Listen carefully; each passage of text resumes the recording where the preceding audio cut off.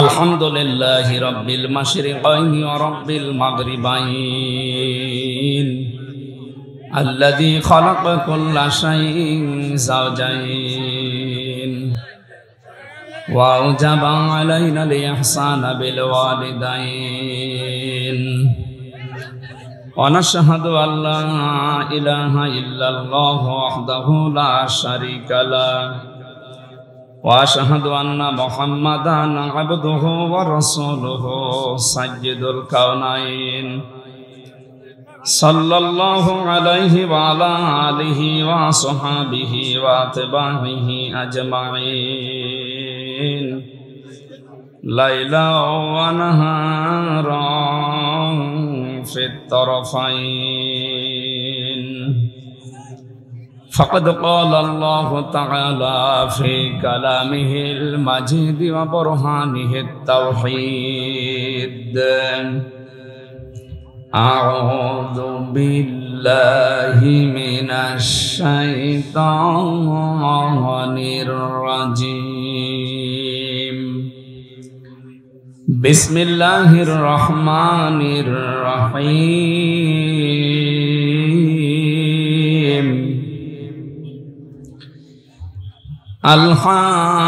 الحاقة ما الحاقة وما أدراك ما الحاقة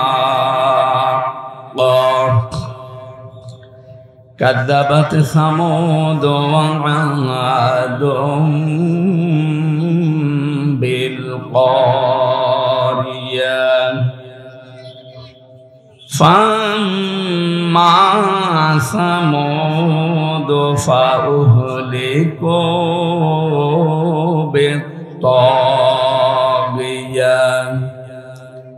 صدقت يا ربنا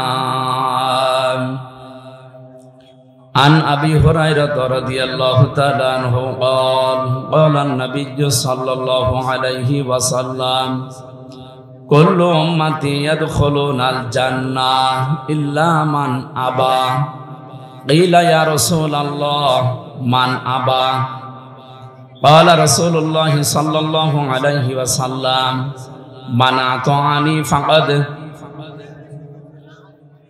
أحبني ومن عصاني فقد أبى إلى آخر الحديث رواه ابن ماجه وما زادهم إلا إيمانا وتسليما اللهم صل على سيدنا مولانا محمد وعلى آل سيدنا مولانا محمد আলহামদুলিল্লাহ। বাংলাদেশের ঐতিহ্যবাহী জেলা নওগাঁ।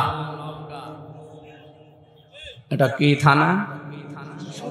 সদর থানার অন্তর্গত আমতলী মোড়, জামে মসজিদ প্রাঙ্গণ, শিবপুর, বক্তারপুর, বরুণকান্দি। 16তম বাৎসরিক 2 দিন ব্যাপী তাফসিরুল কোরআন মাহফিলের সমাপনী রজনীর স্বনামধন্য সভাপতি, অত্র এলাকার সর্বজন শ্রদ্ধাভাজন ব্যক্তিত্ব আলহাজ মোহাম্মদ আল মামুন দামাত বারকাতুহুল আলিয়া।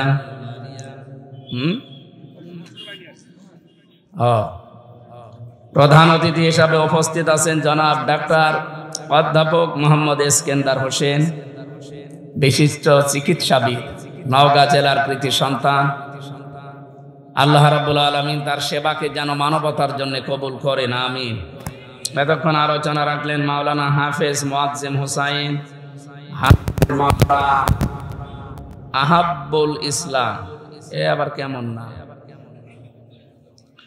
মাওলানা কারি আব্দুল কাইয়ুম ফয়েজি সহসভাপতি, বিশেষ অতিথি অন্যান্য ওলামা ইকরাম। গতকাল এখানে যারা কথা বলেছিলেন ইসলামিক চিন্তাবিদ, শিক্ষাবিদ, শাইখুল হাদিস আল্লামা মামুনুল হক হাফিজাহুল্লাহ, কথা বলেছিলেন মুফতি মনির হোসাইন কাসেমি, মুফতি রাশেদ ইলিয়াস, মুফতি নূর হোসাইন নুরানি সব আমার জেলহাজ ভাই, সব আমরা এক ঘরে ছিলাম। হজ যারা করে আরাফাতের ময়দানে গেলে মানুষ বলে আলহাজ ভাই, আরাফাতি ভাই। জেল যারা খাটি একসাথে আমার জেলহাজ ভাই না, জেলহাজ ভাই। আল্লাহ গোলামদের জীবনের যে কষ্টগুলো, পরিশ্রমগুলো, ত্যাগ তিতিক্ষা, কোরবানি ইসলামের জন্য, দ্বীনের জন্য যেন কবুল করেন, আমিন। মঞ্চে বসা সম্মানিত ব্যক্তিবর্গ, সামনে বসা মুসলমান ভাইরা, পর্দার আড়ালের সম্মানিতা মা এবং বোনেরা, প্রশাসনের ভাইরা, প্রাণপ্রিয় নওগাঁবাসী, এখানে যেন কেউ আসবেন না। আমরা ক্লাস করার মতো কথা বলবো, যেভাবে ক্লাস করেন ওইভাবে বসে থাকবে। এবার এমন ক্লাস করেন না যে একেবারে ক্লাসের পরে যা ছিলেন আরো নিচে নেমে যাচ্ছে। সে এক ছেলে এসে কাঁদছিল বাবার কাছে, এই কি হয়েছে? আব্বা রেজাল্ট দিয়েছে। রেজাল্ট দিয়েছে, কাদার কি হইলো? রেজাল্ট দিয়েছে, কাদার কি হইলো? মানে ফেল করেছিস না পাস করেছিস? ফেল করলে তো এক কথা ছিল, ছিলাম 5-এ, নামিয়ে দিয়েছে 3। আমরা আবার এরকম ক্লাস যেন না করি, একেবারে যা ছিলাম তার যেতে আবার নিম্নমানের। আমরা যে ক্লাসে আসি অন্তত উপরের ক্লাসে উঠতে চাই ইনশাআল্লাহ। দল মত জাতি বর্ণ ধর্ম নির্বিশেষে আজকের এই অনুষ্ঠান শুধুমাত্র এদেশে যারা মুসলমান দাবি করেন তাদের জন্য না, আর এই দেশটাও শুধু মুসলমানের না। যদিও মেজরিটি মাইনরিটি এই শব্দ নিয়ে আজ অনেকে রাজনীতি করেছে এতদিন, এখনো অনেকে চালাচ্ছে, না, এই শব্দটা ভুল। এই দেশে যে জন্ম নেবে সে দেশের বৈধ এবং গর্বিত নাগরিক। কথা বলেন না কেন? এ দেশের প্রতি আমার যেমন দরদ আছে, অধিকার আছে, অন্য ধর্মে যারা আছে তাদেরও ঠিক ওই রকম হক আছে, অধিকার আছে, আরো তাদের হক বেশি। বিশ্বনবী জানিয়েছেন যে দেশে আমার উম্মত বেশি থাকবে, ওই দেশে যদি অন্যান্য ধর্মের কিছু মানুষ থাকে, ওদের উপর যদি কেউ অত্যাচার করে, কিয়ামতে আমি নবী নিজে ওই অমুসলিমের পক্ষ নিয়ে তোমাদের বিরুদ্ধে আল্লাহর কাছে মামলা দায়ের করব। এই শব্দটা আমাদের দেশের জন্য যদিও প্রযোজ্য না, কারণ আবহমান কাল থেকে বাংলাদেশে সংখ্যালঘু নির্যাতন হয়েছে, এর প্রমাণ নেই। যদি কেউ করে থাকে, যারা দায়িত্বে ছিল এতদিন তারা করেছে। এই কথা বলেন না কেন? সংখ্যালঘু নির্যাতন করে এটা রাজনীতি, এটা দাদাদের পরামর্শে যারা করেছিলেন। বাংলাদেশ হিন্দু বৌদ্ধ খ্রিস্টান ঐক্য ফ্রন্ট, ঐক্য পরিষদ না, ঐক্য ফ্রন্ট বলে একটা যে আছে, বিজন কুমার সরকার এর সভাপতি, উনি গত পরশুদিন জানিয়েছে এদেশে সংখ্যালঘু নির্যাতন হিন্দু খ্রিস্টান বৌদ্ধদের উপরে যদি কেউ করে থাকে সেটা আওয়ামী লীগ করেছে। অথচ এই 10টা চাপিয়ে দেওয়া হয়েছিল বিএনপি জামাত এদের প্রতি। এটা মিথ্যা কথা। উনি নিজে বলেছে এই দেশে বিএনপি জামাত এবং যারা আছে আলেম ওলামা, এদের কাছে আমরা সবচাইতে বেশি নিরাপদ। এদের দ্বারা আমাদের ক্ষতি হওয়ার কোনো সম্ভাবনা নেই, তার বাস্তব প্রমাণ আগস্টের 5 তারিখের পরে।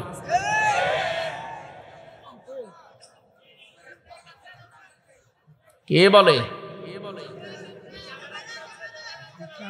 কিছুই করার নেই, হয় বসেন নয় বাড়ি চলে যান, কিচ্ছু করা যাবে না। এখন ডিস্টার্ব করলে হবে না, বসেন। এই কথা বলা যাবে না। আবার এখানে এসেছেন কেন? এত মনে হচ্ছে যে 5 থেকে ওরা 3 নামানো লাগবে। ও শুনবে না, দেখেন ও মনে হয় যে বান্ধবী এসেছে গল্প করবে।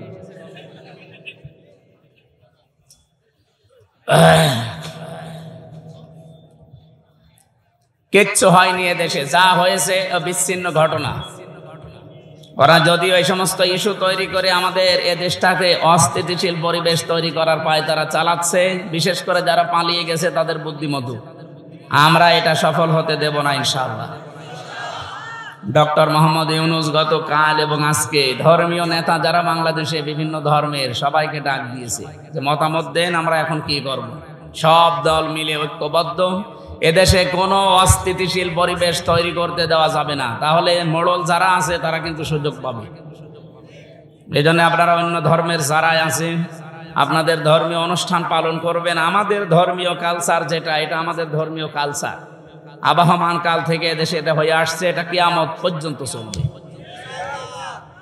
ওয়ানজালনা ইলাইকা যিকরা লিতুবায়্যিনা লিন-নাসি মা নুযিলা ইলাইহিম ওয়া লাআল্লাহুম ইয়াতাফাক্কারুন। সূরা নাহলের 44 নম্বর আয়াতের শেষের দিকে আছে, আল্লাহ পাক বলেন, হে নবী, এই কিতাব আপনার প্রতি আমি নাযিল করেছি, আপনি জীবিত মানুষদের সামনে ব্যাখ্যা করে শোনাবেন। কোন মানুষ? জবান খুলে বলবেন, কোন মানুষ? এই যে লিতুবায়্যিনা লিন-নাস, এখানে আরবি গ্রামার যারা জানে, আলেম যারা, লাম শব্দ ব্যবহার করা হয় 13টা অর্থে। প্রথম অর্থ হচ্ছে লাম ব্যবহার করা হবে আরবিতে জীবিত মানুষদের জন্য। অথচ দুর্ভাগ্যজনক হলেও সত্য, 96% মুসলমানের এই দেশে জীবিত মানুষদের সামনে কোরআনের ব্যাখ্যা বিশ্লেষণ করা বড় কঠিন হয়ে গিয়েছিল। বিশেষ করে 15.5 বছর এক কথা বলছে না কেন, কি অবস্থা বানিয়েছিল, 14 জায়গায় অনুমতি নেওয়া লাগবে, তারপরে অনুষ্ঠান হবে। সরাসরি বলে না যে না কোরআনে দেশে চলবে না, কিন্তু যেন না চলে সেই ব্যবস্থা সব পাকাপোক্ত করেছিল। একজন নাকি তার বউকে খুব জোরে জোরে কিল দিত। একদিন বলছে, কি তুমি যেভাবে কিল মারো আমারে রাখবা না? কিলের ওজন দেখে টের পাও না? কিলের ওজন দেখে তো টের পাওয়া যায় যে তোমার রাখবো কিনা। আর সরাসরি 96% মুসলমানের দেশ তো বলে না যে না এই দেশে কোরআন চলতে দেব না, কিন্তু যেন না চলে সে ব্যবস্থা সব করেছিল বিভিন্ন কায়দায়, একেবারে পাতি নেতা থেকে শুরু করে ডিসি পর্যন্ত। এই কথা বলে না কেন? এমনকি ডিসি, এসপি, টিওনো, ওসি সবাই পারমিশন দিলেও অনেক জেলায় এমন মানুষও ছিল এ মানুষগুলো অনুমতি দিতে চাইতো না।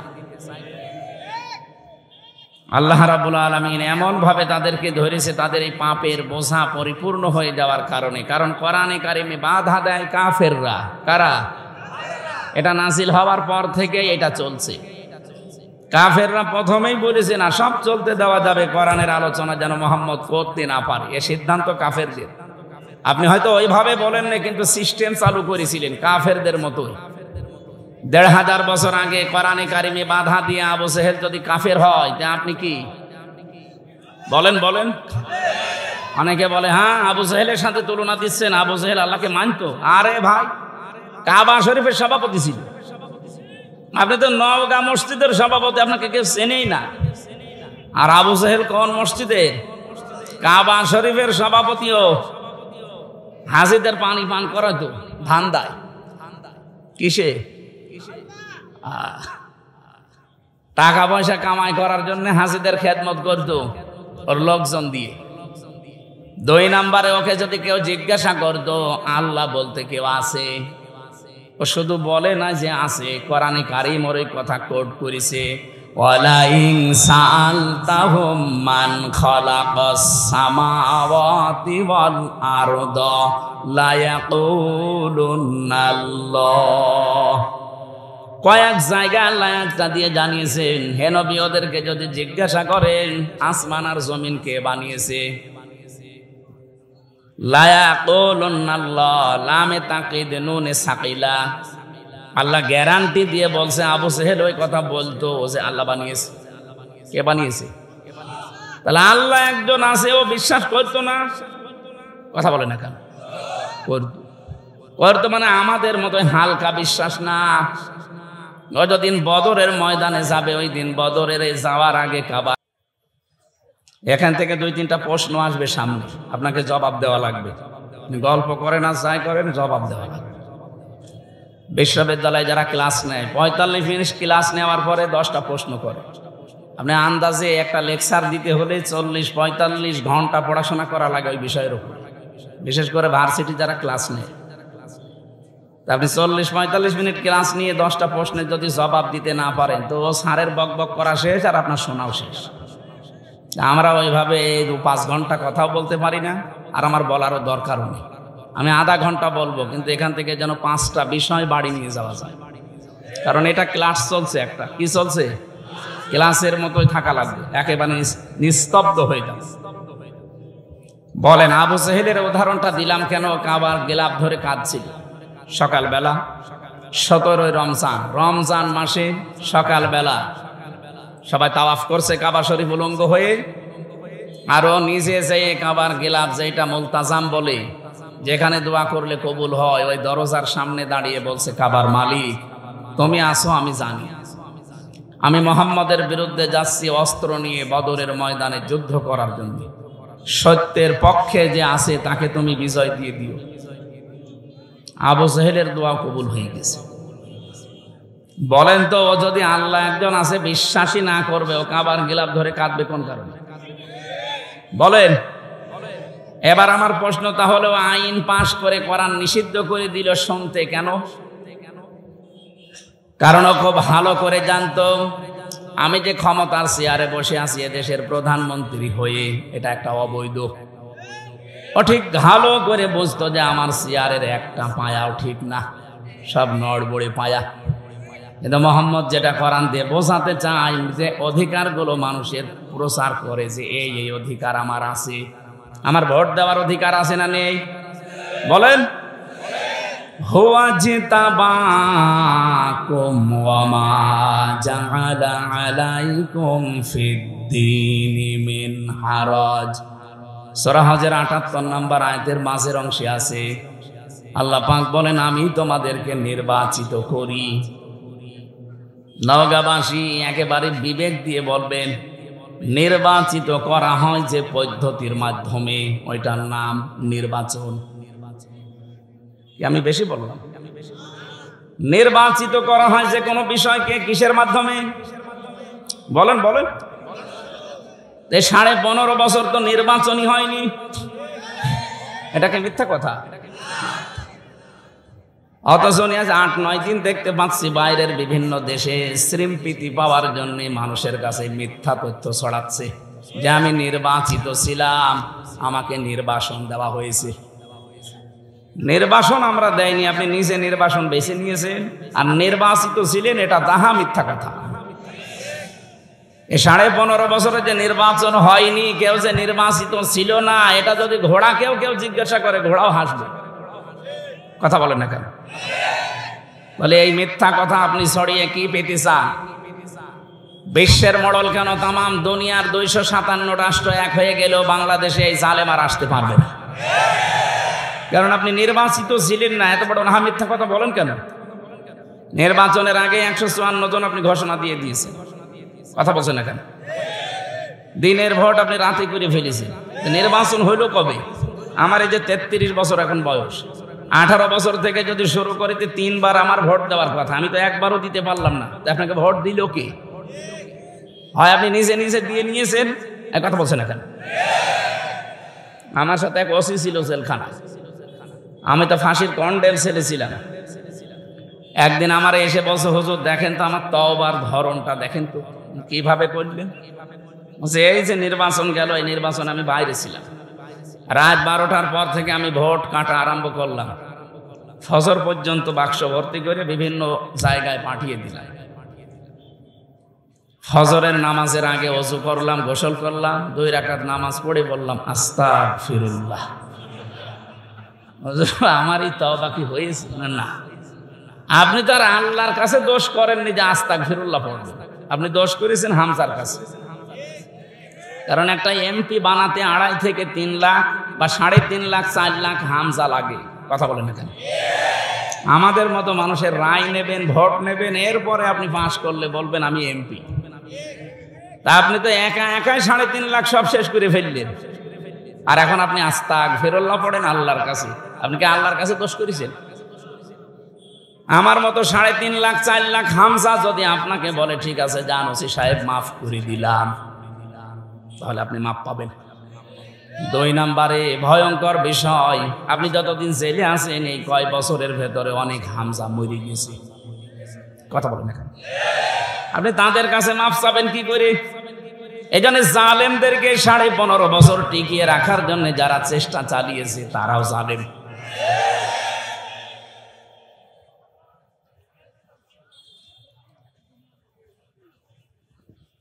বলেন তো, ওসি সাহেবের যে তওবার ধরন বললো, ওকে তওবা বলে না আর কি বলে?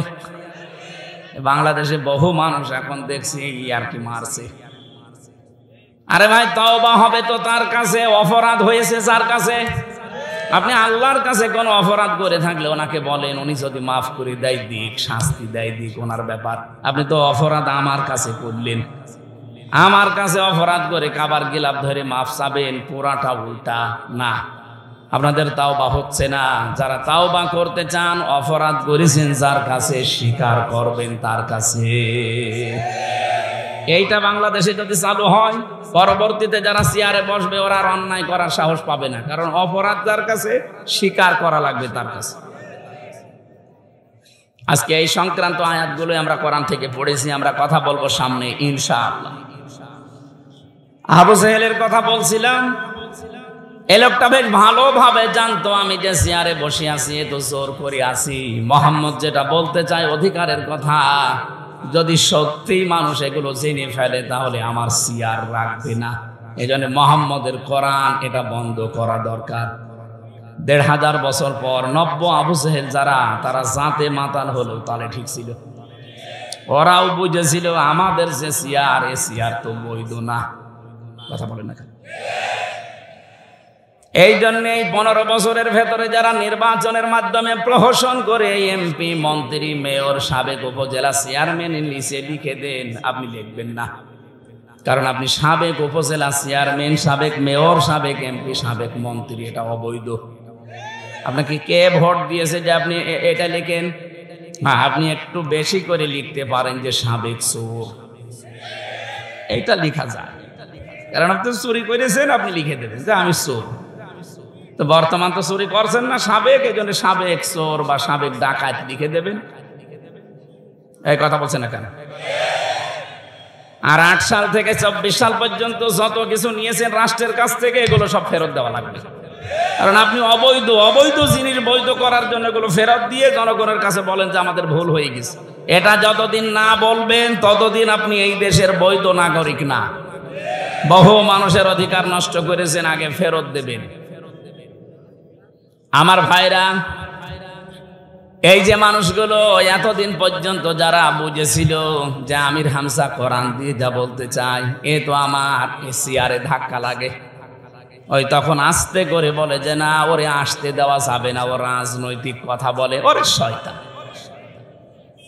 আমার মনে হয় যারা 15.5 বছরে আমার এই কথা বলতে দেয়নি, নবীজি যদি এসে এখন কোরআন প্রচার করতো, নবীকেও বলতে নবী রাজনীতি করে। কথা বলে না কেন? এই জন্য কোরআনের প্রথম আয়াত এইটা। রব্বুল আলামিন বলেন, এমন একটা কিতাব আপনাকে আমি দিয়েছি, আপনি মরা মানুষকে শোনাবেন না, শোনাবেন জীবিত মানুষদের। অথচ জীবিত মানুষদের কোরআন শোনানো এমন কঠিন অবস্থা হয়ে দাঁড়িয়েছিল, যারা আমাদের বাধা দিত, ওই লোকের বাবা মারা যাক, আমারে ডাক দিয়ে বলবে হুজুর কোরআন পড়িয়ে দিন। এক কথা বলছে না কেন? ওর বাবা মরে গেলে আমারে বলবে কোরআন পড়ে দিন, অথচ জিন্দা অবস্থায় পড়ার দরকার ছিল। এখন তো মরে গেছে, এখন পড়ে করবো কি? ওর আযাব আরো বাড়বে। কারণ সে আয়াতি পড়বো একটাও তোর জীবনে ছিল না। কি আপনার বাবা এমন বাবা যে আপনার নামে সব ভালো ভালো জমিগুলো, দোকানগুলো লিখে দিয়েছে, আর আপনার বোনের নামে বলেছে তোর নামে দোয়া করে দিলাম। এখন আমি যদি পড়ি ইউসিকুমুল্লাহু ফি আওলাদিকুম লিয-যাকারি মিসলু হাযযিল উনসায়াইন। হে পৃথিবীর বাবারা, সন্তান যাদের আছে, এক ছেলে যা পাবে 2 মেয়ে তাই পাবে। বন্টন নীতিকার। আপনি তো বন্টন নীতি মানেননি দুনিয়ায়, আমারে নিয়ে কোরআন পড়ালে আপনার আযাব আরো বাড়বে। আমি কথা বোঝাতে পেরেছি? এই জন্য কোরআন বোঝানো লাগবে, মরা মানুষকে না, চিন্তা মানুষকে। তো এটা আমাদের কালচার। এই জন্য আমরা জীবিত মানুষদেরকে বোঝাই। এখন যারা শুনতে আসে এদের দায়িত্ব কি? আয়াতের পরের শব্দে আল্লাহ জানিয়েছেন, ওয়ালাআল্লাহুম ইয়াতাফাক্কারুন। হে নবী, যারা শুনতে আসে ওদের দায়িত্ব হচ্ছে ওই কথাগুলো শোনার পরে বাড়ি যেয়ে যেন চিন্তা ভাবনা করে। তাহলে আমার দায়িত্ব সঠিকভাবে জীবিত মানুষদের সামনে ব্যাখ্যা করা, আর আপনার দায়িত্ব এটা শোনার পরে বাড়ি যেয়ে চিন্তা ভাবনা করা। করবেন তো? হ্যাঁ, ইনশাআল্লাহ। এই কোরআন, এজন্য আমি বলছিলাম আমাদের শুধু একা না, হাযা বায়ানুল লিন্নাস, মানুষ পদবাচ্চে যারা বিবেচিত সবার জন্য আজকের এই অনুষ্ঠান। আমরা সবাই এখন দল মত জাতি নেই, সব এখন এক। কথা বলেন না কেন? ইসকনের যে নাম শুনছিলেন মজ্জেম ভাইয়ের কাছে, আসলে ইসকন এটা হিন্দুদের খোদ সংগঠন না। এই সংগঠনের আসল যারা দায়িত্বে আছে, যারা প্রতিষ্ঠাতা, ওই যে প্রভুপাদ, এই লোকটা একটা খ্রিস্টান। এই লোকটা ইহুদি জাতিতে কিন্তু পড়াশোনা করেছে, খ্রিস্টান চার্চে একটা আলাদা নিয়ম নীতি বানিয়ে হিন্দুদের বদনাম করার জন্য উগ্রভাবে এটাকে উপস্থাপন করেছে। এই জন্য হিন্দুদের শুধু একা দোষ না, ওরা গরিব নিম্নবিত্তের যারা হিন্দু তাদেরকে বেছে নিয়েছে। সারা বিশ্বের 257টা রাষ্ট্রের 195টা দেশে ওদের কাজ চলছে। বাংলাদেশে আপনি তাকান, এই যে ঢাকার স্বামীবাগ, এর পাশে যে ইসকন মন্দির, ওর পাশে যে মেথরপট্টি আছে, এই গরিব হিন্দুদেরকে টাকা পয়সা দিয়ে ওরা দৌড়ে ভিড়িয়ে ইসকনের সদস্য বানিয়েছে। সিলেটের যারা চা বাগানে হিন্দু ধর্মের কাজ করে, যারা গরিব মানুষ, এই ছেলে মেয়েদেরকে ওরা কাজে লাগিয়েছে। ঠাকুরগাঁও পঞ্চগড়ের যারা গরিব মানুষ ওই পাথর তুলে খায়, তাদেরকে কাজে লাগিয়েছে। এই কথা বলে কে গো? সুতরাং এটা শুধু হিন্দুদের দোষ না। সম্মানিত ভাই এবং অন্য ধর্মের ভাইরা, আপনারা হয়তো এই মনে করে ভাবতে পারেন যে আমাদের আবার ওই দোষে দোষী করে আমাদের অত্যাচার করে কিনা। না, আমরা অত পাগল না। এদেশে যারা আওয়ামী লীগ করেছেন তাদের উপরও আমার কোনো রাগ নেই, কিন্তু যারা অপরাধ করেছেন তাদের উপর আমার রাগ আছে। কারণ আপনি বিনা কারণে জেনে শুনে অপরাধ করেছেন। আমাকে রিমান্ডে যারা নিয়েছিল প্রত্যেকটা অফিসার আমারে বলতো আপনার কোনো দোষ নেই, আমরা জানি। তাহলে এটা করেন কেন? এই যে 11 ঘন্টা আপনি টাঙিয়ে রাখলেন আমার মাজায় দড়ি দিয়ে। আপনি নিজে বলছেন সকালে এসে যে হুজুর আপনার কোনো দোষ নেই, তাহলে এই কাজ করবেন কেন? এই জন্য অপরাধের সাথে এই 15.5 বছরে যারা জড়িত, সে যেভাবেই হোক, কারো কথা শুনে হোক, ডাইরেক্ট ইনডাইরেক্ট, এদের আমরা শাস্তি চাই। আর এদের শাস্তি যে হচ্ছে বা হয়েছে এর প্রমাণ দেখেন সূরা নম্বর 19 নম্বর পারা 20 নম্বর পৃষ্ঠা 7 নম্বর লাইনের 52 নম্বর আয়াত। ভালো করে একটু মিলান দেখেন। আমার তো মনে হচ্ছে খাফের খাপ মুমতাজের বাপ মিলে যাচ্ছে। আপনি একটু দেখেন তো মেলে কিনা। আল্লাহ পাক বলেন ফাতিলকা বুয়ুতুহুম খাফিয়াতাম বিমা যালামু। এখানে আলেম নেই, ফা দিয়ে আরম্ভ করলেন আল্লাহ বক্তব্যটা। আল্লাহ বলেন ফাতিলকা বুয়ুতুহুম, বাইতুন দেননি, বুয়ুত বহু বচন, এরপরে হুম এটা জমির, এইটাও বহু বচন। আল্লাহ বলেন এই যে এই সেই ঘরগুলো, এই সেই, ভালো করে জবাব দেবেন, এই সেই ঘর না ঘরগুলো? আল্লাহ এক বচন না দিয়ে বহু বচন কেন দিলেন? তার মানে জালেম একজন না, এদেশে জালেম আমার মনে হচ্ছে অনেক আছে। আল্লাহ বলেন এই সেই ঘরগুলো। কাদের ঘর? জালেমদের। কাদের? খাবিয়াতান, জনশূন্য করে দিয়েছি, পরিত্যক্ত বানিয়ে দিয়েছি। বিমা যালামু, তাদের জুলুমের কারণে। এই আয়াতটা যে কত বাস্তব এবং সত্য, এটা 2024-এর 5 আগস্টের বিকাল 5টায় আমি দেখতে পেয়েছি।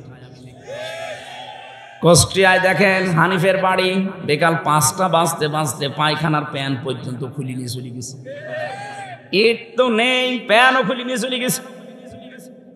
এখন হয়ে গেছে ওটা জাতীয় টয়লেট। মানুষজন যায় আর ওখানে পায়খানা প্রসাব করে। গত 3 দিন আগের পত্রিকা দেখেছেন ঢাকায় যে বাড়িটা, এত দামি বাড়ি, মানুষ অনেকে আবেগে গেছে চুমা খেত, অথচ এখন ওইটা গণ টয়লেট। মানুষ বিভিন্ন জন যাচ্ছে, একবারে 8 জন 10 জন করে বিভিন্ন দিকে ইঞ্জিন দিয়ে প্রসাব করছে। আপনি পেপারে দেখেন। কাবা শরীফ তাওয়াফ করছিলাম একবার 16 সালে, 7 চক্কর দিলাম, বেশ ভালোই লাগছিল। হঠাৎ উপরে গেলাম, সে দেখি পেটে ব্যথা করছে। এক পুলিশকে ডাক দিয়ে বললাম, ইয়া সাদেক তাল, এদিকে আসেন। এতক্ষণ তো ভালোই লাগছিল, হঠাৎ আমার পেটে ব্যথা করছে, এখানে ফার্মেসি কোথায়?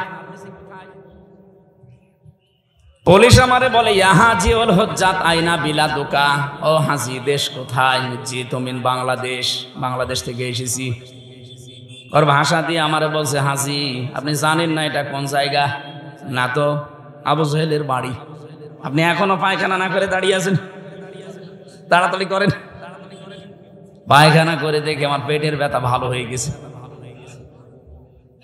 আল্লাহ যেন আমাকে জানাতে চাচ্ছি, হামজা এত টাকা খরচ করে আসলে আর শয়তানের মুখে পায়খানা না করে চলে যাবা, তাড়াতাড়ি করো। আমার তো মনে হচ্ছে এই 15.5 বছরে জুলুমের যে মাত্রা, আমি তো কিছুটা টের পেয়েছি। কি জুলুম করেছে বলেন তো, এই যে গুম খুন আর আয়না ঘর দিয়ে কত মানুষকে আমি পেয়েছি ওই মাটির নিচে। আমিও 10 দিন ছিলাম, দেখেছি 2 বছর 5 বছর 7 বছর 8 বছর 10 বছর 14 বছরের মানুষ নাকি ওখানে আছে। মুফতি ফখরুল সাহেব আমার সাথে ছিল, মাঝে মাঝে আমার এসে বলতো, হামজা কি করে তোমার সাথে আমি জানি না। তো আবার আমার এই যে পায়ের ভেতর দিয়ে এভাবে হাত দিয়েছে, এইভাবে সামনে যে লোহার ব্যারিকেড দেওয়া আছে ওর সাথে হাত হ্যান্ডকাপ দিয়ে আটকিয়ে দিয়েছে, আবার টান দিলে কেটে যায়, খুব ধার ওইটাই, নড়াচড়াও করতে পারি না। 24 ঘন্টা এভাবে 1-2 মিনিট না, বছরের পর বছর আমি এভাবে বসে আছি। এই যে শুয়ে থাকা, এটা যে কত বড় নিয়ামত এখন আমি টের পাচ্ছি। 1.5 থেকে 2 মিনিট মাত্র সময় দিত টয়লেট করার জন্যে। সকালে কয়েকটা পচা ছোলা দিত, দুপুর বেলায় 1 মুঠ ভাত দিত, তাও মনে হচ্ছে কেউ মাখিয়ে দিয়েছে। এত বড় বড় নখ হয়ে গেছে কারো কারো, চুল দাড়ি গোপ দেখলে মনে হচ্ছে জঙ্গল থেকে বেরিয়ে আসতেছে। এত কঠিন পরিস্থিতি, আমি তো তাও কঠিন জায়গায় ছিলাম না, আমি তো নর্মাল জায়গায়। শুনেছি এর চাইতেও ভয়ঙ্কর জায়গা ওর ভেতরে আরো আছে, বিশাল সুড়ঙ্গ করে, তাও এটা ডিবি অফিসে। আর যেটা মিলিটারিরা চালায়, যেটা আর্মিরা, ওটা আরো কঠিন। ওখানে কেউ 8 বছর 10 বছর 14 বছর পড়ে আছে, কেউ দুনিয়ায় জানেই না। এই নখ দিয়ে দেওয়ালের সাথে খসিয়ে খসিয়ে লিখে রাখে কাটা কাটা অক্ষরে যে ভাই কেউ যদি বাইরে যেতে পারেন এই নাম্বারটা জানাবেন যে আমি বেঁচে আছি।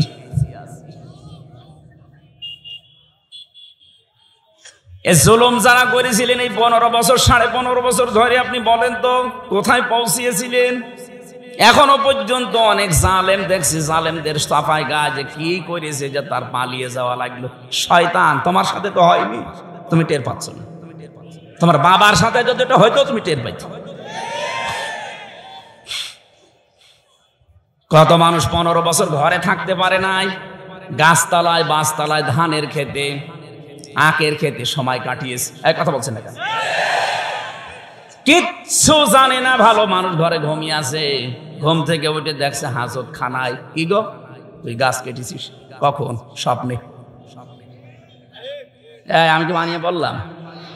এটা হয়নি। নিজেই ধরিয়ে দেয়, নিজেই ছাড়িয়ে দেয়, মাঝখান থেকে 1-2 লাখ টাকা আল্লাহর রাস্তায় নিয়ে নেয়। কি চলছিল বলেন তো? আমাকে ধরার পরে বলছে 10 লাখ টাকা দেন, নাই তো 50টা মামলা দেব। কেন? মামলা কি বানাবেন?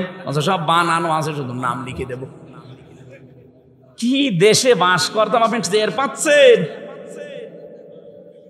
এই ছিল নাকি আইনের শাসক? এই জুলুমের সাথে যারা জড়িত তাদেরকে বলছি, আল্লাহ যেন তাদের ঘরগুলো বাড়িগুলো আজ পরিত্যক্ত করে দিয়েছে তাদের এই জুলুমের কারণে। আল্লাহ এই জন্য বাইতুন দেয়নি, বয়ুত দিয়েছেন। সারা বাংলাদেশের 630টা থানা আছে, আমি কম বেশি 600-র উপরে থানা ঘোরা হয়ে গেছে। সব জায়গায় দেখছি এই 3 মাসে প্রায় একই অবস্থা। কুষ্টিয়ার হানিফের বাড়ি তো নিজে বললাম, কয়েকদিন আগে দিনাজপুরে গিয়েছিলাম, কি দাপট ছিল তার বাড়ি পর্যন্ত এখন পায়খানা হয়ে গেছে। ভূত জিনও যায় না, ভয় না গেলে আবার পোশাক করে কিনা। আমার মনে হচ্ছে কাবার চত্বরে আবু জেলের বাড়ি যেখানে, ওখানে যেমন আমার পেটের ব্যথা ভালো হয়ে গেছে, এদেশে অনেকের এখন দেখছি পেটে ব্যথা হচ্ছে, এই জন্য ওখানে যে জালেমদের বাড়িতে টয়লেট করছে। তাহলে এখানে আমাদের শিক্ষা কি? এর পরের শব্দে আল্লাহ এটা দিয়েছেন, ইন্না ফি যালিকা লায়াতাল লিকাউমিন ইয়ালামুন। রাব্বুল আলামিন বলেন এখানে লামে তাকিদ আছে। যারা আরবি জানে তাদেরকে জিজ্ঞাসা করেন, কত কঠিন শব্দ এটা। ইন্না ফি যালিকা লাআয়াতান, অবশ্যই এর ভেতরে শিক্ষা আছে, নিদর্শন আছে। কাদের জন্য? লিকৌমি ইয়ালামুন, যারা জ্ঞানী মানুষ। তাহলে আমাদের এখান থেকে নেওয়া লাগবে আজকে, আগামীতে যারা যাবে তারা যেন জালেম না হয়। যদি জালেম হয় তাদের বাড়ি ঘরও কিন্তু এরকম ওজাড় গৃহ হয়ে যাবে। এই জন্য যারা যাবেন আমরা নিষেধ করছি না, যে যাবেন যান, কিন্তু জুলুম করবেন না।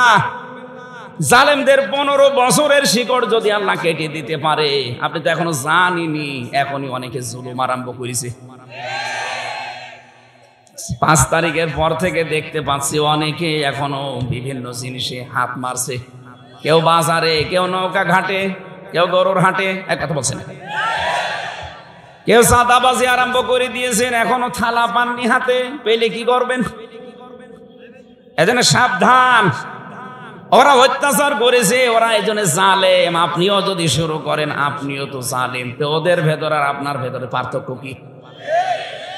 যেন এমন আচরণ, এমন চরিত্র তৈরি করা লাগবে যেন ওদের সাথে না মেলে। কারণ মান তাশাব্বাহা বিকওমিন ফাহুয়া মিনহুম, যার সাথে আপনার চরিত্র মেলবে কিয়ামতে তার সাথে উঠবেন। 15.5 বছরে জুলুম করে, চুরি করে, টাকা পয়সা পাচার করে ওরা যে অপরাধ করেছে, আপনিও যদি ওইটা করেন কিয়ামতে ওর সাথে উঠলে আপনার আর কি উঠতে চান ওদের সাথে? আপনি কি এই দরবেশ সালমান রহমানের সাথে উঠতে চান? কি নমো, দাড়ি কেটে নমো হয়ে গেছে, পৃথিবীর ইতিহাস পাল্টিয়ে ফেলেছে লোকটা। 7টা ব্যাংক থেকে 36,000 কোটি টাকাও মারিং কাটিং করেছে। ইসলামী ব্যাংকটা ধ্বংস করে দিয়েছে এস আলমের মাধ্যমে। 75,000 কোটি টাকা এখান থেকে সরিয়েছে। নিজে একটা ব্যাংক বানাতে পারেন না, মানুষের টাকা পয়সা দিয়ে তৈরি করা, সেইটা নিয়ে পোদ্দারি করেন। আপনি মানুষ, এটা জানোয়ার বললেও জানোয়ারের মনে হয় বিবেকাবাদ, আমারে জানোয়ার বলেন। জালেমরা পৃথিবীতে আল্লাহর সৃষ্টি জগতে নিকৃষ্ট। ইন্না শাররাদ দাওয়াবি ইনদাল্লাহিস সুম্মুল বুকুমুল্লাযীনা লা ইয়াকিলুন। সূরা আনফাল 9 নম্বর পারা 18 নম্বর পৃষ্ঠার, এটা 11 নম্বর লাইনের 22 নম্বর আয়াত। এটা তাফসিরে ইবনে কাসিরে আছে। আল্লাহ পাক বলেন, পৃথিবীতে সব চাইতে ঘৃণিত আমার কাছে সৃষ্টি জগতে ওই লোকটা যে তার বিবেককে কাজে লাগায় না। আরে 15.5 বছরে যাই হয়েছে, বিবেক কাজে লাগেনি।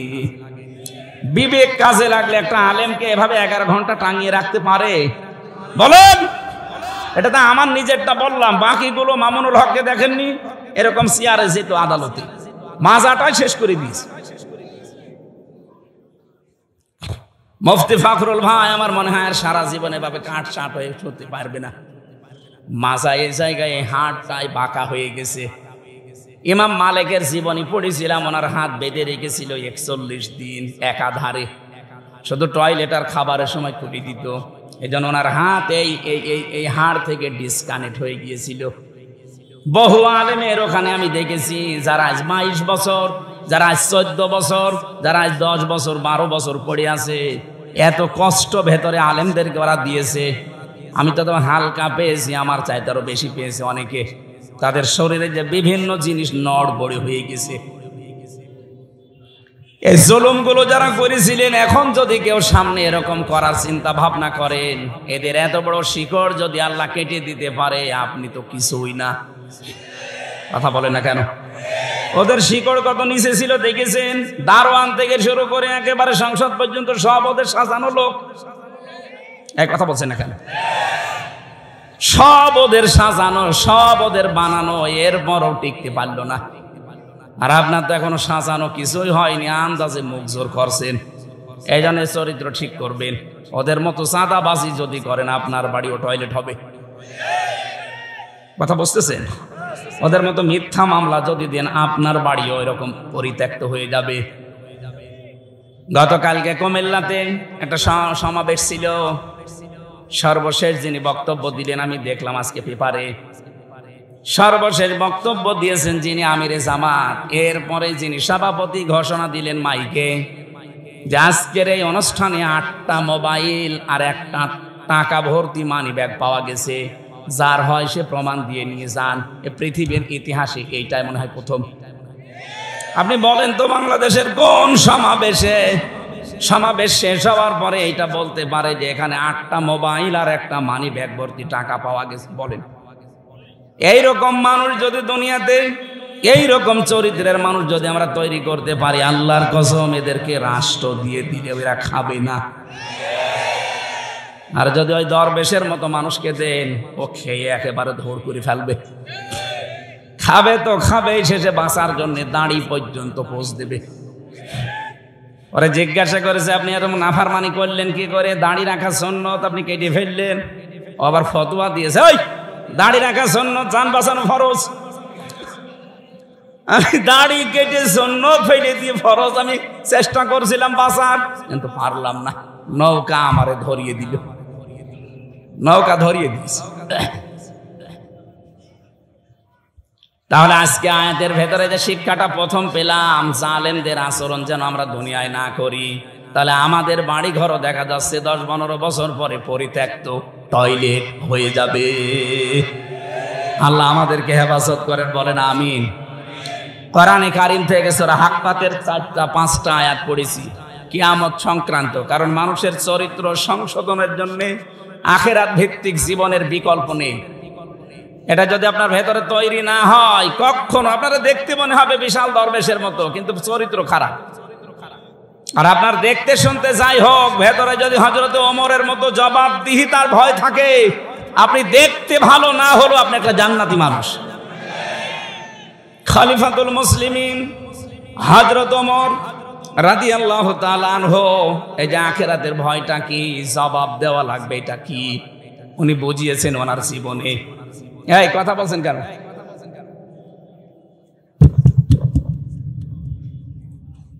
ছেলেটা ছিল তার আব্দুল্লাহ নাম, ভর্তি করলেন মাদ্রাসায়। হযরতে আলী ওই সময় দেশের প্রধান বিচারপতি, তিনিও ছেলে দিলেন মক্তব মাদ্রাসায়। হযরতে হোসাইন টেবিল থেকে কলম ফেলে দিয়ে বারবার বলছে, হোসাইন এই তুলে দাও, তুলে দাও। 3 বার তুলে দিলেন। প্রেসিডেন্টের ছেলে তো, উনি রেগে গেছে, বলছে হোসাইন বারবার কলম ফেলে দাও আর আমারে তুলতে বলো, আমি কি চাকর তোমার খাদেম নাকি? হযরত হোসাইন বললেন, আব্দুল্লাহ তুমি শুধু খাদেম না, খাদেমের বাচ্চা খাদেম। যেই বলেছে খাদেমের বাচ্চা, উনি রেগে গেছে। না, এ কথা বললেন বাবার কাছে যাও। বাড়িতে যে বলছে, আব্বা আমি আর পড়বো না। কেন? আমাকে গালি দিয়েছে ক্লাসে, শুধু আমাকেই না তোমাকে পর্যন্ত গালি দিয়েছে। ছোট করেছে, আমারে বলেছে আমি নাকি খাদেমের বাচ্চা, খাদেম। তুমি যদি বিচার না করো হোসাইনের, আমি ও মাদ্রাসায় আর যাব না। ঠিক আছে, জুমার দিন হবে। খুতবা দিচ্ছিলেন তিনি মসজিদে নববীতে। জুমার নামাজের সময় আলোচনা বন্ধ করে দিয়ে বললেন, হোসাইন বলে কি, এদিকে আসো। কি হয়েছে? তুমি ক্লাস ভর্তি ছাত্রদের সামনে আমার ছেলেকে খাদেমের বাচ্চা, খাদেম বলে গালি দিয়েছো? হ্যাঁ দিয়েছি। কেন দিলে? ইমাম হোসাইন বলে, খলিফা মুখে হাত দিয়ে বলেন তো, আপনি কি আমার নানার খাদেম ছিলেন না? হযরত হোসাইনের কথা শোনার পর হযরতে ওমরের বাকরুদ্ধ হয়ে গেছে, আর কথা বলতে পারে না। তাই তো, কিন্তু এইভাবে ভাবি না।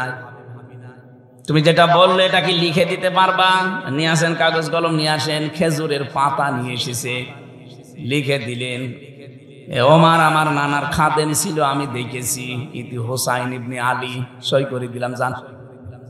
কাগজটা হাতে নিয়ে হযরতে ওমর চমা খেলেন, ডাক দিয়ে বলেন, নবীর সাহাবীরা, বিচার হয়ে গেছে।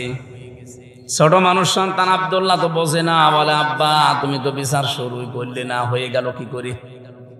হযরত ওমর বলে, সন্তান যে বিচার করেছি শুধু দুনিয়া না, আখিরাতেও কাজে লাগবে। আমি যখন মারা যাব, এই কাগজটা আমার কাফনের ভেতরে দিয়ে দিও। মরণের পরে আল্লাহ পাক যেদিন আমাকে তুলবে হিসাবের জন্য, কিছুই যদি আমার কবুল না হয়, ভালো না লাগে, কাগজটা দেখাবো। রব্বুল আলামিন কাগজটার দিকে তাকাও, তোমার নবীর নাতি লিখে দিয়েছে আমি নাকি নবীর খাদেম ছিলাম। এই ওসিলায় হলে আজকে তুমি আমারে মাফ করে দাও। হিসাবটা শুধু সারা জীবন শুনেছি যে হিসাব, দুদুকে ধরলে আপনি পাগল হয়ে যান, তাও তো তাদেরকে ঘোষ ঘাস দিয়ে উল্টা পাল্টা করা যায়, কিন্তু আল্লাহর দুদুক আল্লাহ পাক যদি ধরেন হিসাবের জন্য এক গ্লাস পানির জবাব দিতে পারবেন না। এই জন্য মানুষের জীবন পরিচ্ছন্ন হওয়ার জন্য, পবিত্র করার জন্য আখিরাত ভিত্তিক জীবনের বিকল্প নেই। আল্লাহ ওই কথাগুলো শক্তভাবে আমাদেরকে আজকে জানাচ্ছেন, খুব ভালো করে খেয়াল করবেন। সূরা হাক্কাত, কোন সূরা? বলেন বলেন। হাক্কা শব্দের শাব্দিক অর্থ কি? কোরআনে কারিমে সূরা হাক্কাতকে আমার আল্লাহ অবশ্যম্ভাবী ঘটনা এই শব্দ দিয়ে আরম্ভ করেছেন। আল হাক্কাতু মাল হাক্কা, অবশ্যম্ভাবী ঘটনা। কি সেই অবশ্যম্ভাবী ঘটনা? আল্লাহ যেন নিজেই এবার প্রশ্ন দিচ্ছেন, মা আদরাকা মাল হাক্কা। হে নবী, আপনি কি জানেন কি সেই ঘটনা? কাযযাবাত সামুদ ওয়া আদুম বিল কারিয়া, সামুদ এবং আদ এই দুই জাতি এই অবশ্যম্ভাবী ঘটনা যেটা তার মানে কিয়ামত, এইটাকে তারা মিথ্যা প্রতিপন্ন করেছিল। বাদ দেন, এটা মরে যাব, এইটাই তো শেষ, এরপরে আবার ওঠা লাগবে, আবার জবাব দেওয়া লাগবে। কিসের অবান্তর কথাবার্তারা বলেন। নবীজি বলেন এই কথাগুলো তারা বলেছিল আদ আর সামুদ। আপনার উম্মতদেরকে এবার দেখেন, ফাম্মা সামুদ ফাউহলিকু বিত্তাগিয়া, আমি আল্লাহ এই কারণে এই সামুদ জাতিকে তাদের জায়গা থেকে একেবারে এই অবাধ্যতার কারণে, সীমা লঙ্ঘনের কারণে আমি আল্লাহ ধ্বংস করে দিয়েছি। কিয়ামতের কথা আল্লাহ আমাদেরকে যে শক্তভাবে বোঝাচ্ছেন, এটা অবশ্যম্ভাবী ঘটনা, এটা বিশাল আওয়াজ। কি বারবার এগুলো বারবার বলার দরকার কি? একবার বললে তো হয়ে যেত। আল হাক্কাতু মাল হাক্কাতু ওয়া মা আদরাকা মাল হাক্কা। রব্বুল আলামিন বলেন, শব্দটা আমি বলেছি এত কঠিন, এটার বিশ্বাস যত দৃঢ় হবে মানুষের ভেতরে, তার জীবন তত বেশি পরিচ্ছন্ন হবে। আপনি আজকে থেকে আরম্ভ করেন যে আমাকে কিন্তু জবাব দেওয়া লাগবে একজনের সামনে দাঁড়িয়ে, আর এমন জনের সামনে আমি দাঁড়াবো উনি আমার আগে পেছে সামনে সব কিছুই জানেন। এটা শুনতে যত সহজ মনে হচ্ছে, এ বাস্তবে নিয়ে যাওয়া কিন্তু অত সহজ না। আপনি নিয়ে যান একটা ছবি তৈরি করে, এভাবে সাজান যে আমি কিন্তু এখন সত্যি শেষ, আমারে দাঁড়ানো লাগবে। আল্লাহর সামনে যদি সত্যি আমি এখন দাঁড়িয়ে পড়ি, আমার যা জীবন, আমার কি সত্যি জবাব দেওয়ার মতো কায়দা আছে? কোরআনে কারীম জানিয়েছে আল্লাহ যে বিচার ব্যবস্থা তৈরি করবে, আল্লাহর বিচার ব্যবস্থায় কোন রকমের অবিচার বলতে কিছু না। আপনারা জবাব দিচ্ছেন না। আল্লাহর বিচারে কোনো অবিচার? আরো জোরে বলেন, আল্লাহর বিচারে ন্যায় বিচার না। না, ভালো করে শুনবেন, আমি তো এই জন্য বলছি কান লাগান। আল্লাহর বিচারে যেমন অবিচার নেই, আল্লাহর বিচারে ন্যায় বিচার যদি করে আপনি বাঁচবেন না। ন্যায় বিচার করলে কেউ জান্নাত যাবে না। অবিচার তো নেই, ন্যায় বিচার করলেও জান্নাত পাবেন না। পাবেন কি করে? আল্লাহ পাক যদি কাউকে নিজের ইচ্ছায় ক্ষমা করে দেয়, ওই লোকটাই শুধু জান্নাত পাবে। এই জন্য নবীজি প্রতিদিন 99 থেকে 100 বার করে তিনি পড়তেন, আল্লাহুম্মা হাসিবনি হিসাবা ইয়াসিরা, আল্লাহ তুমি যাই করো অন্তত আমার হিসাবটা সহজ করে দিও। এটা যত বেশি আপনার কাছে পরিষ্কার লাগবে, যত বেশি পরিচ্ছন্ন মনে হবে যে না এরকম একটা সামনে আসতেছে, আপনার দ্বারা তত অন্যায় কাজ ছেড়ে দেওয়া সহজ হবে। এটা তো নিজের ব্যাপার, আমি না খেয়ে মরবো কিন্তু আমি অবৈধ জায়গায় হাত বাড়াবো না। আমার চোখ দিয়ে যেটা নিষেধ দেখা আমি দেখবো না। 14 জন নারী বাদ দিয়ে পৃথিবীর কোন নারীর দিকে লোলুপ দৃষ্টিতে তাকানো জায়েজ নেই। কয়জন বলেন বলেন? 1 নম্বরে আপনার মা, 2 নম্বরে আপনার আপন মেয়ে, 3 নম্বরে আপনার আপন ফুফু, 4 নম্বরে আপনার আপন খালা, এরপরে আপনার ভাইয়ের মেয়ে, বোনের মেয়ে, আপনগুলো, এরপর আপনার পুত্রবধূ, 14 জনের নাম আমি তাফসিরে পেয়েছি, এদের সাথে দেখা করা যায় যাচ্ছে, কিন্তু তাদের মুখমণ্ডল, হাতের কবজি আর পায়ের পাতা এগুলো খোলা রাখা এই 14 জন মহিলার জায়েজ আছে আমার সামনে। প্রথমে কার? মা। বলেন না কেন? এরপরে ফুফু, এই যে অনেকে পাতানো ফুফু আছে, ও ধর্মের ফুফু, ধর্ম খালা, এসব বাদ দিন। পথে ঘাটে কাউকে দেখলে বলে খালা, খালার একটা মেয়ে আছে এই কারণে খালা বলছে, ওর উদ্দেশ্য ভালো না। খালা হওয়া লাগবে আপন মায়ের বোন। কথা বুঝতেছেন? এই 14 জন বাদ দিয়ে পৃথিবীর কোন নারী যদি সামনে পড়ে যায়, সঙ্গে সঙ্গে কোরআন বলছে চোখ নামাবা। আমি এটা বানালাম না?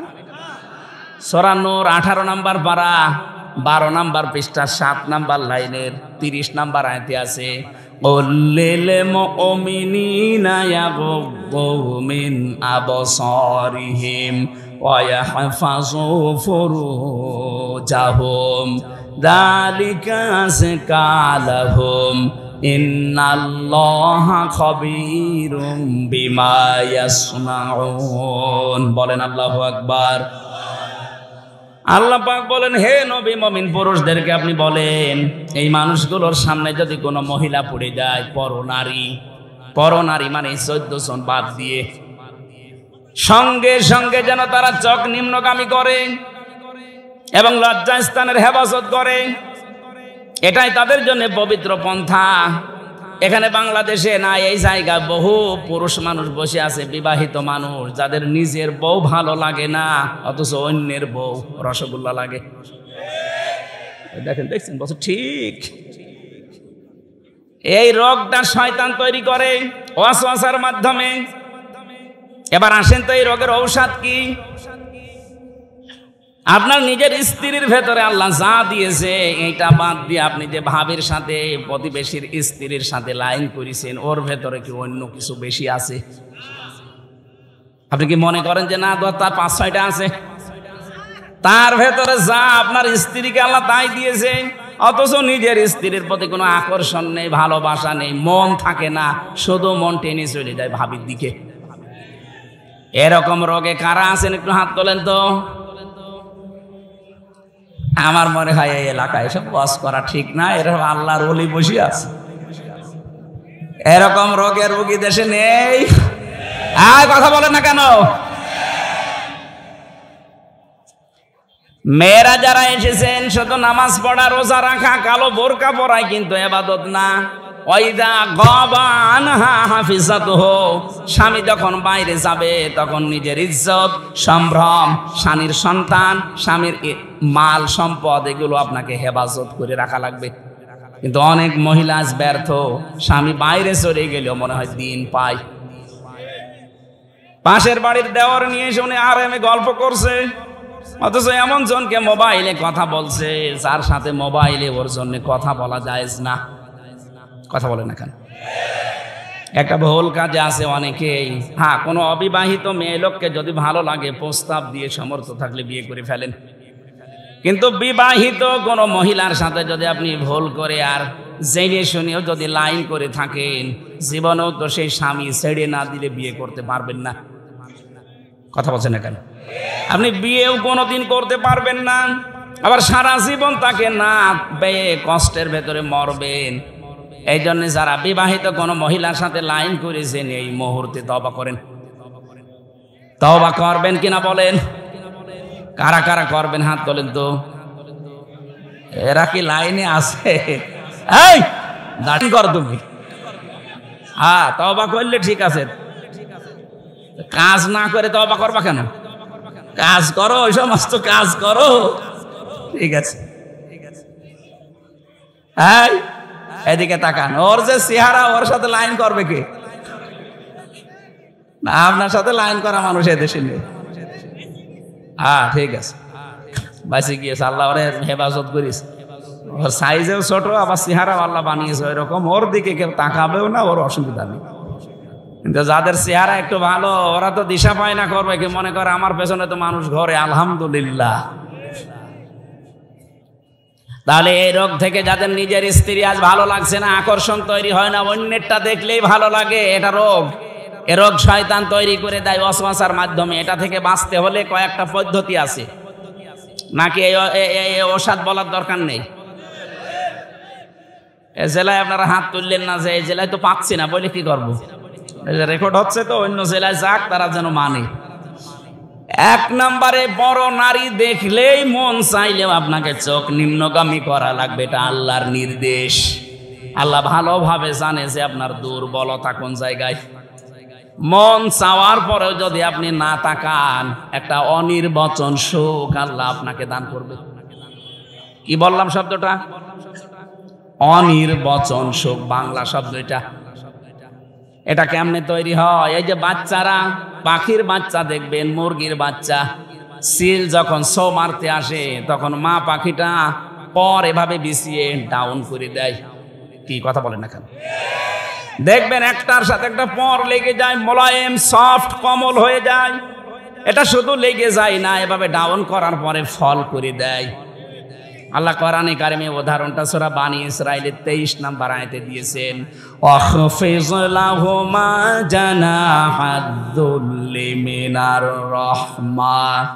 হে দুনিয়ার মানুষ, যারা সন্তান হয়ে গেছো তারা তোমার মা বাবার কাছে এভাবে হাতটা বিছিয়ে দাও।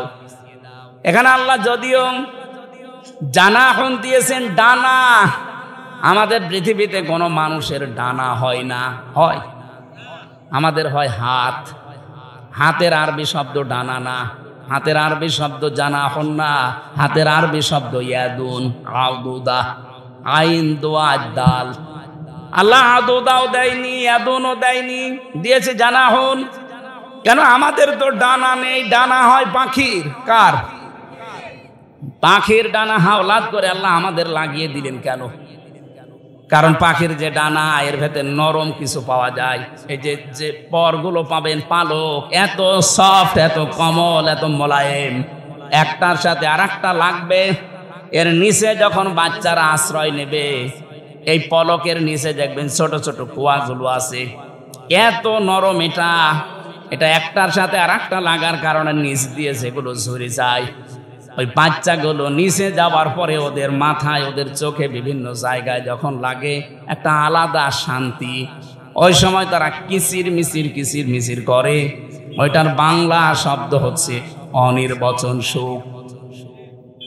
আল্লাহ এখানে বোঝাতে চেয়েছেন, ও হামজা, দুনিয়ায় তোমার মা বাবা যতদিন বেঁচে আছে, তোমার হাতটা খরচের হাত বলো, সেবার হাত বলো, এমন কায়দায় মা বাবার সামনে বিছিয়ে ধরবা, অন্তত তারা যেন মনে করে আমার হামজা থাকতে আমাদের আর কোনো চিন্তা নেই। বলেন সুবহানাল্লাহ। নওগাঁবাসী বিবেক দিয়ে বলেন তো, আমাদের মা বাবা কি আমাদের উপরে ভরসা করতে পারছে? না। আজ অধিকাংশ মা বাবা সন্তানের উপরে ভরসা করতে পারে না।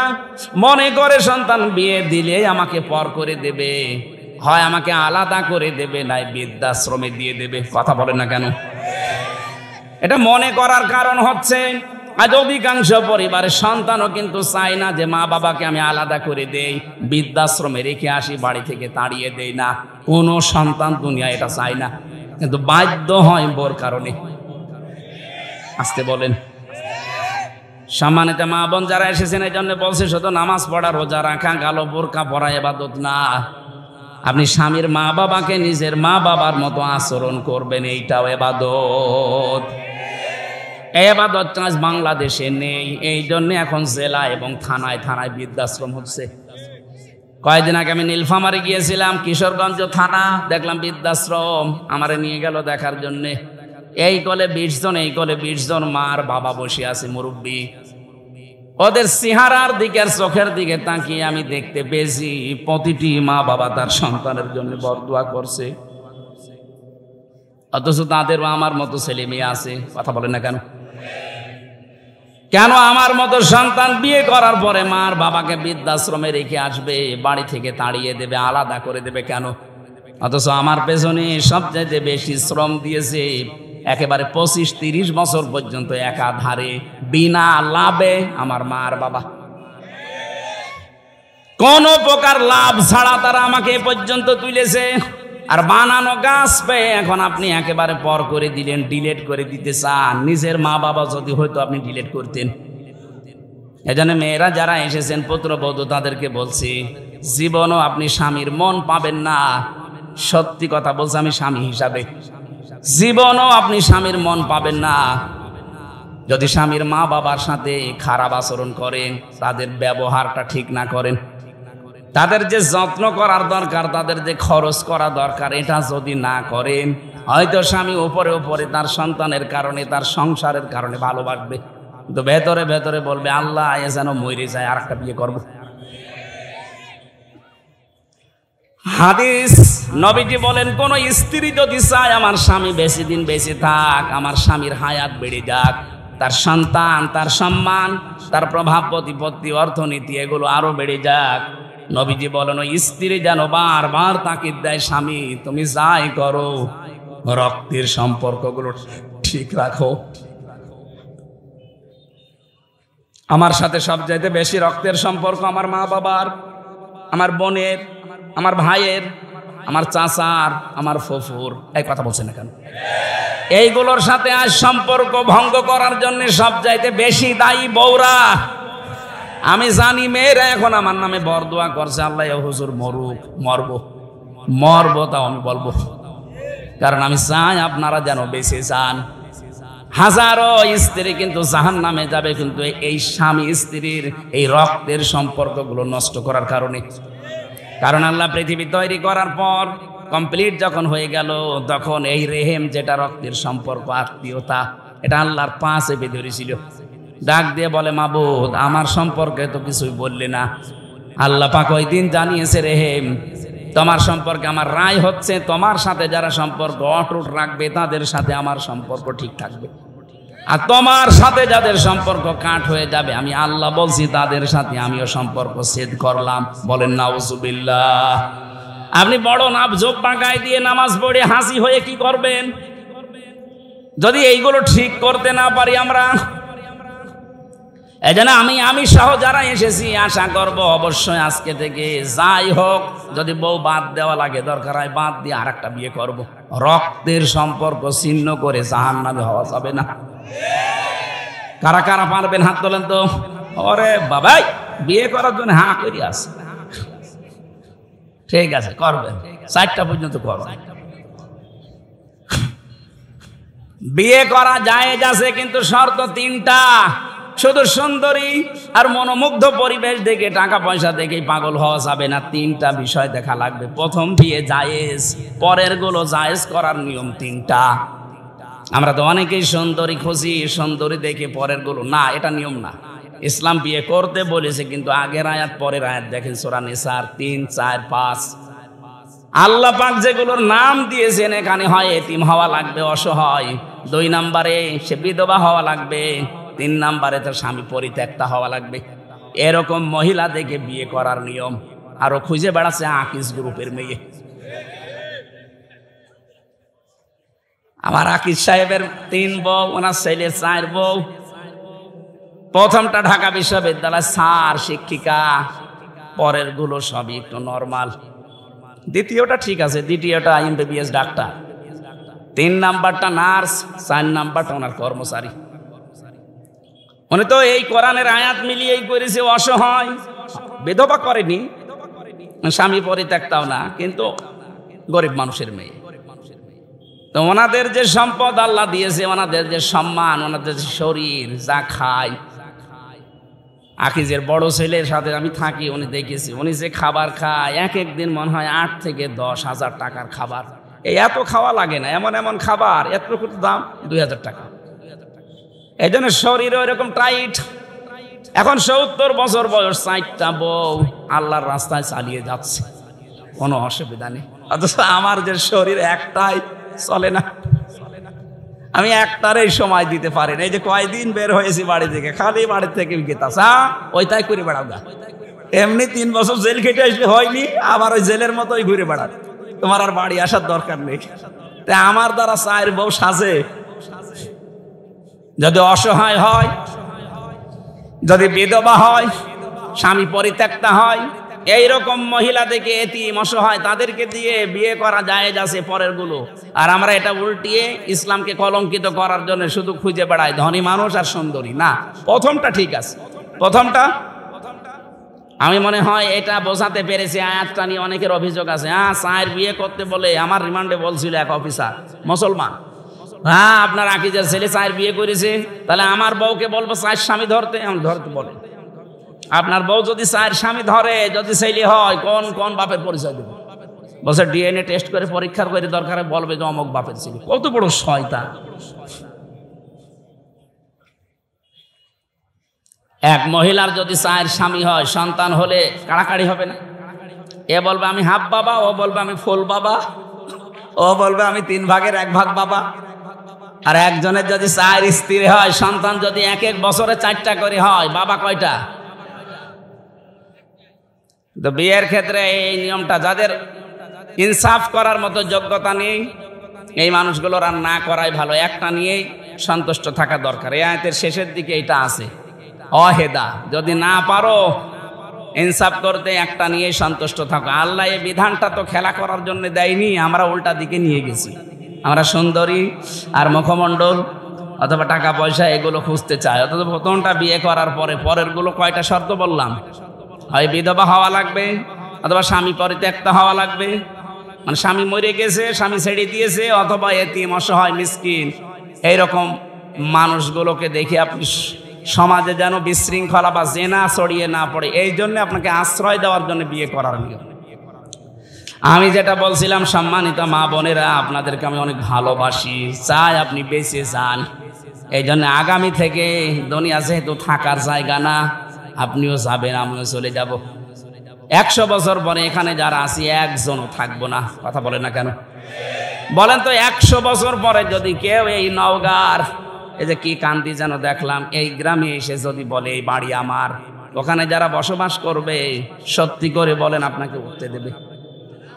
100 বছর পরে আপনি ঘুরে এসে দেখেন আপনাকে উঠতে দেবে না? বলবে কে আপনি? আপনি যদি বলেন এই বাড়ি আমি বানিয়েছিলাম 2 তলা, বলবে ইয়ার কি মারেন, থাকার জায়গা হচ্ছে না বলে ভণ্ডামি করেন। যান মসজিদের বারান্দায় রাত্রে গিয়ে থাকেন, সকালে ফুটে পড়েন। এইটা দুনিয়া, এটা কি? এইটুকুর জন্য আপনি কার অধিকার নষ্ট করছেন হিসাব করেন। আপনি তো বাবার অধিকার নষ্ট করবেন না, মায়ের অধিকার, স্ত্রীর অধিকার, সন্তানের হক আদায় করবেন। এই কারণে যেন এইটা দিয়ে আখেরাত তৈরি হয়। আমাদের আসল টার্গেট কি? আখেরাত। বলেন বলেন।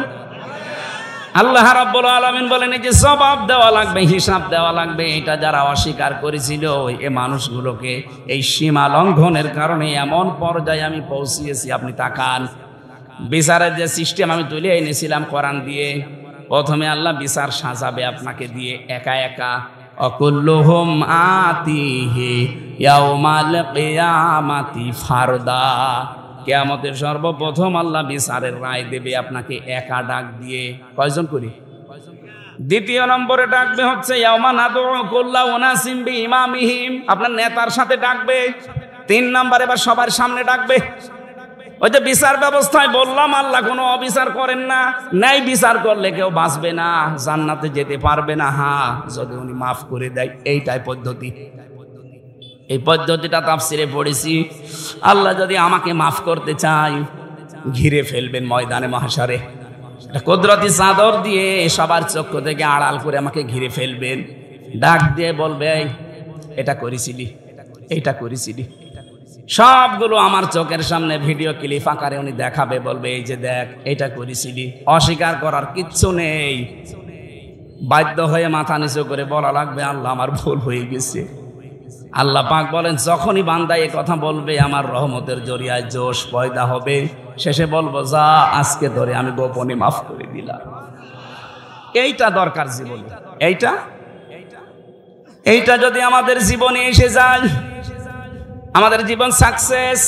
ফামান যুহজিহানিন নারি ওয়া উদখিলাল জান্নাতা ফাকাদ ফাজ ওমাল হায়াতুদ দুনিয়া ইল্লা মাতাউল গুরুর।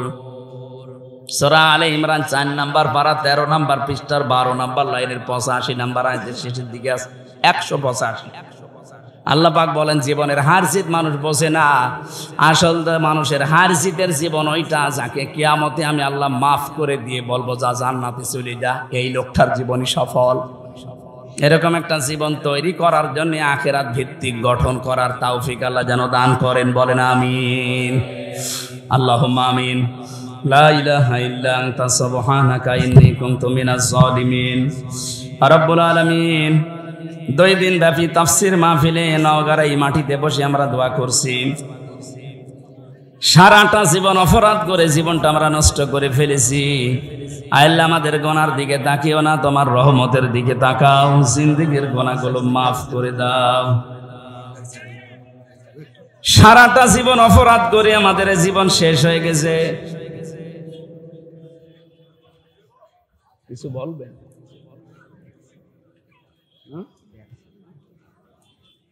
আগের থেকে একটা কিছু লিখে দিতে পারলেন না, একবার ব্যাগ ছেড়েছে আর ফাড়া যাবে না, মানুষ বিরক্ত হয়ে যাবে। খালি কালেকশন করলে তো আপনি মাহফিল এভাবে আর দেবেন না। হ্যাঁ, ব্যাগ একবার দিল না, মহাজেব ভাই দেবে, আবার কয়বার দেবে মানুষ? যাদের সামর্থ্য আছে যাওয়ার সময় ড্রাম দেবেন, দিয়ে যাবে। লা ইলাহা ইল্লা আনতা সুবহানাকা ইন্নী কুনতু মিনাজ জালিমিন। আল্লাহ তাআলা আঞ্জাম দিয়েছে যারা এই বিশাল আয়োজনে, এদের অর্থনৈতিক যে অভাব আছে দূর করে দাও। কিয়ামতে জবাবদিহিতা তৈরি করা লাগবে এরকম আচরণ, এরকম পরিবেশ আমাদের জীবনে এনে দাও রব্বুল আলামিন। মা বাপ যাদের নেই কবরে আছে এদেরকে ক্ষমা করো। কত মানুষ আমরা হাত তুলেছি, আমাদের অনেকের আপনজন হারিয়ে গেছে, আমরাও একদিন হয়তো হারিয়ে যাব। এভাবে আমাদের সন্তানেরা আমাদের জন্য দোয়া করবে রব্বুল আলামিন, তাদের দোয়াগুলো আমাদের পাথেয় বানিয়ে দিও আল্লাহ। প্রশাসনের যে ভাইগুলো এসেছে কবুল করো। এই মাহফিলের সম্মানিত সভাপতি একজন হাজী মানুষ, তাকে কঞ্জ কবুল করে নাও। প্রধান অতিথি, বিশেষ অতিথি যারা আমরা এসেছি, আমাদের জীবনটা তুমি পরিচ্ছন্ন করে দাও। এমন জীবন গঠন করার তৌফিক দাও যেন তোমার সামনে দাঁড়ানো যায়। মা বোনদেরকে পর্দার আড়ালে খাদিজার মতো, আয়েশার মতো বানিয়ে দাও। আগামীতে অনুষ্ঠানটা কোরআনের প্রচারে আরো বড় করে মঞ্জুর করো আল্লাহ। বারাকাল্লাহু লানা ওয়া লাকুম ফিল কোরআনিল আযীম। এলাকায় মাটির নিচে কত মানুষ বছরের পর বছর ঘুমিয়ে আছে আল্লাহ, ওরা কবরগুলো তুমি জান্নাতুল ফেরদাউস তৈরি করে দাও। এই দেশটাকে আমরা দেখতে চাই কোরআনের রঙে রঙিন। 53 বছর আমরা দেখেছি বিভিন্ন মানুষ চালিয়েছে, কাঙ্ক্ষিত মানের শান্তি দিতে পারে নাই। এখন শুধু বাকি আছে তোমার আইন দিয়ে দেশটা চললে কেমন দেখা যায়। চর্ম চোখে এটা দেখে মরার তৌফিক দাও। আলহামদুলিল্লাহি রাব্বিল আলামিন। লা ইলাহা ইল্লাল্লাহু মুহাম্মাদুর রাসূলুল্লাহ।